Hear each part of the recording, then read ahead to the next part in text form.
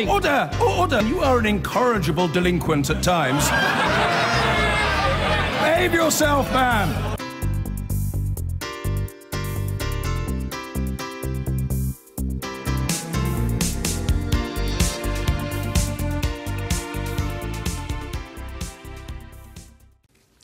Now, the Prime Minister of the Irish Republic, Leo Varadkar, says it's only a matter of time before same-sex marriage is introduced in Northern Ireland, the only part of the UK where it's illegal. Mr Varadkar spoke while attending a gay pride event in Belfast, from where John Campbell reports. This could be the single biggest parade in Northern Ireland this year. A sign of changing times.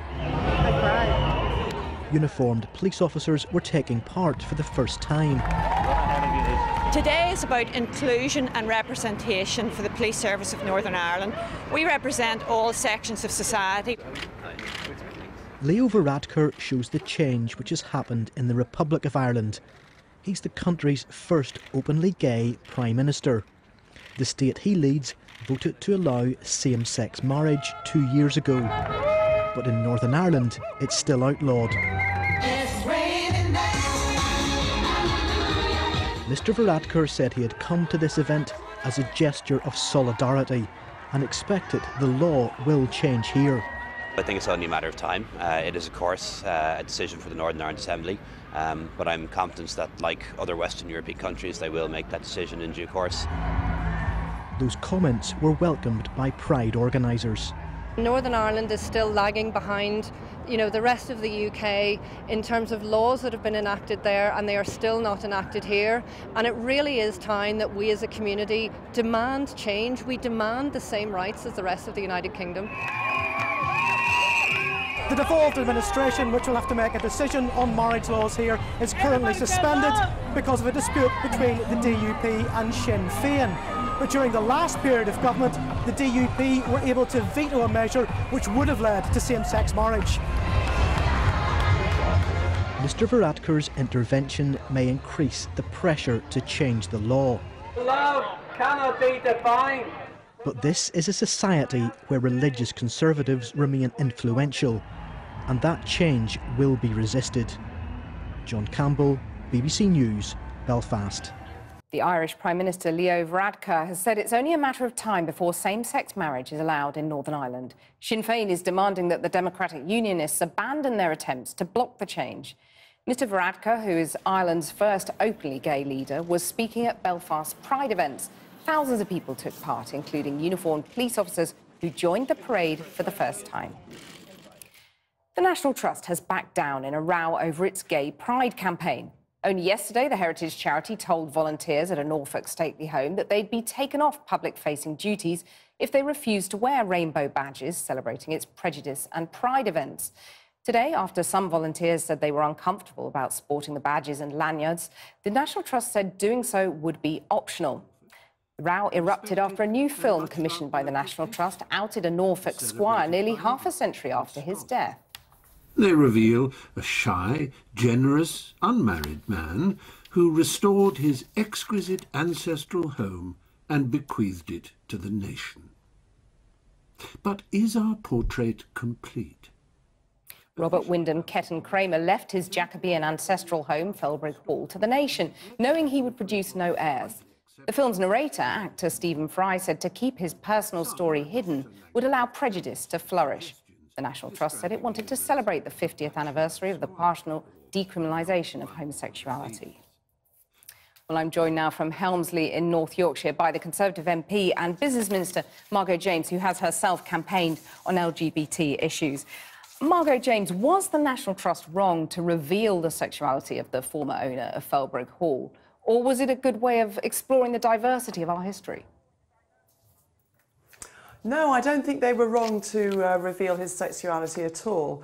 If Stephen Fry was making a film about the man himself, then knowing what we now know about him, I think the film would have been completely dishonest had it not talked about his sexuality, which must have been very fundamental to him as an individual. Are there ethical issues, though, about outing someone who had chosen to keep his sexuality pretty private?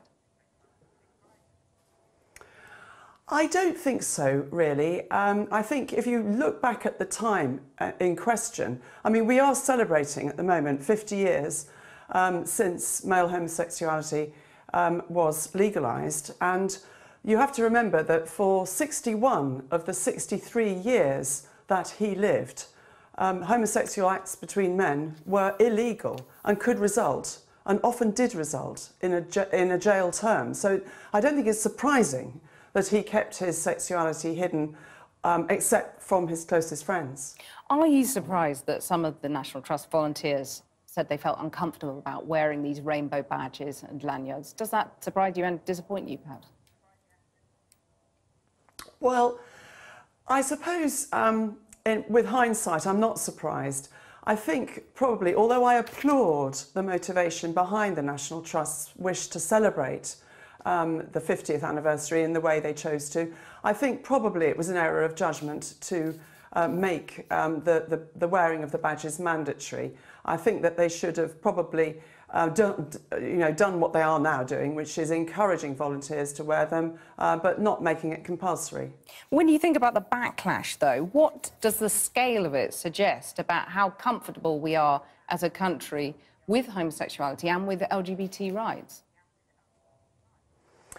Well, it's easy to be despondent when you see such an over-the-top reaction to something. I mean, it's entirely disproportionate to the slight error of judgment that the National Trust made, in my view. But I don't think we should be too despondent, Cathy. After all, we are talking about a small minority of the population who do tend to be older, and I think that you know, it's a shame, but I think they are a small minority, so we shouldn't lose heart. Do you think homophobia is still prevalent in the UK? I mean, have you experienced it yourself in recent years? Not really. A little bit.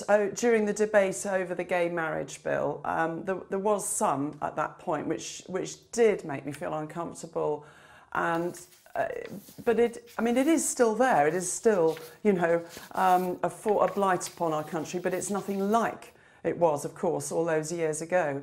But, you know, only today or yesterday I read in the paper about a tragic case of a male couple who were attacked by a bunch of thugs in a car park after leaving the theatre.